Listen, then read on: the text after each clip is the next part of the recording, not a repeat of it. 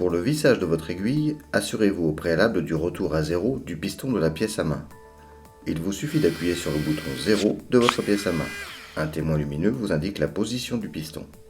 Prenez ensuite un conteneur rotatif et insérez jusqu'à venir en buter une cartouche d'anesthésique. Vissez-le ensuite sur la pièce à main. Avec Quick Slipper 5, le vissage et le dévissage de l'aiguille s'effectuent simplement, à l'aide de la pièce à main. Positionnez l'aiguille contre le pas de vis du conteneur en la maintenant fermement dans l'axe de la pièce à main. Appuyez en continu sur le bouton de vissage jusqu'à ce que l'aiguille soit vissée.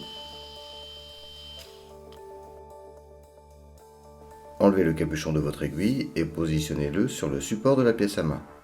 Vous êtes prêt à réaliser votre anesthésie.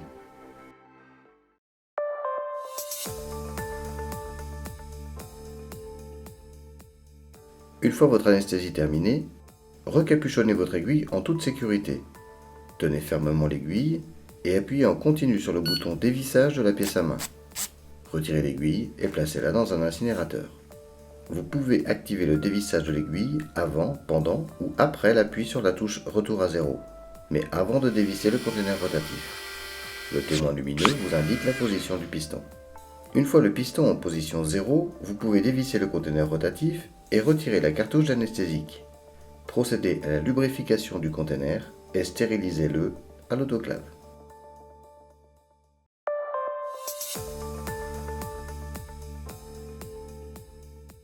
Quick Slipper 5 permet une rotation discontinue de l'aiguille, simplement en appuyant sur le bouton central de la pédale.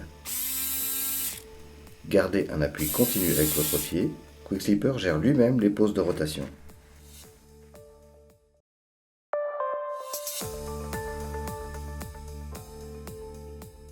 Quick Slipper 5 vous propose 3 modes d'injection que vous pouvez sélectionner en appuyant sur la pédale correspondante. Un voyant lumineux sur la pièce à main vous indique le mode d'injection choisi. En mode low, vous disposez d'une vitesse d'injection lente pour les anesthésies intraligamentaires, palatines ou pour les patients très sensibles. En mode high, vous pouvez réaliser des anesthésies para-apicales et tronculaires sur les tissus mous grâce à une vitesse d'injection plus élevée. En mode intraosseux, Quick Slipper adapte automatiquement sa vitesse. Pour l'anesthésie muqueuse, la vitesse est constante. Après la rotation de l'aiguille, Quick Slipper passe automatiquement à la vitesse progressive pour injecter dans l'os spongieux.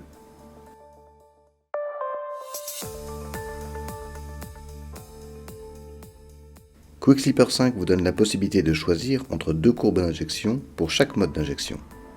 Vous bénéficiez ainsi, représenté par la courbe en pointillé, d'une variante qui vous permet de privilégier la rapidité ou le confort. Un voyant lumineux sur la pièce à main vous indique le mode d'injection choisi. Pour modifier, prenez une sonde par exemple et appuyez sur le bouton correspondant du boîtier de votre Quick Slipper 5.